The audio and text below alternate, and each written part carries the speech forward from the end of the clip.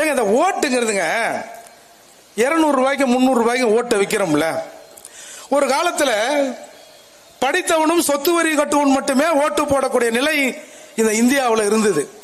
புரட்சியாளர் அம்பேத்கர் மட்டும்தான் நம்மை ஆள்பவனை நாமே தேர்ந்தெடுக்க வேண்டும், ஏழை எளிய மக்களை ஆளுபவனை பணக்காரர்கள் பண்ணையார்கள் தேர்ந்தெடுக்க கூடாது என்பதன் அடிப்படையில் எல்லார்கிட்டையும் சண்டை போட்டு, இந்தியாவில் இருக்கிற மிகப்பெரிய தலைவர்கள் கிட்ட எல்லாம் சண்டை போட்டு இந்த சமூகத்தில் இருக்கிற அடித்தட்டு மக்களும் ஓட்டு போட வேண்டும் என்று அந்த உரிமையை வாங்கி கொடுத்தவர் புரட்சியாளர் அம்பேத்கர்.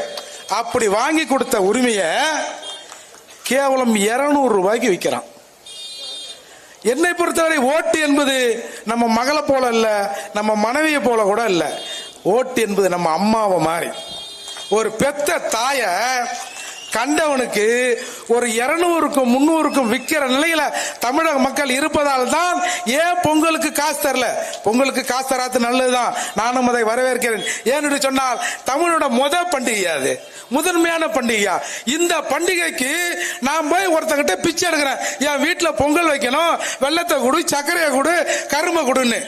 அப்படி பிச்சை எடுக்கிற போது நீங்க பெசன்ட் நகர், அடையாறு, அண்ணா நகர் இந்த மாதிரி பகுதிகளில் ஏழ்மையாக இருக்கிற இடத்துல ஒரு சைக்கிள்ல போய் அந்த பொங்க பையன் வாங்கி கொண்டு அந்த கரும்பை சைக்கிள்ல கட்டுறான்.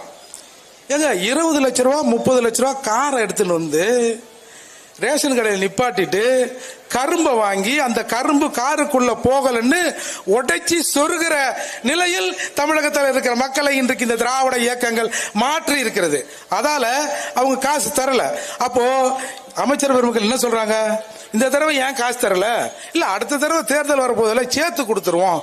அப்போ இந்த மக்கள் தங்கள் தாயை விற்பதற்கு இவர்கள் தயாராக இருக்கிறார்கள், இவர்கள் ஒட்டுமொத்த தாய்களையும் நாங்கள் விலை கொடுத்து வாங்குவோம்னு அவன் அவ்வளவு கேவலமா நம்மளை நினைத்து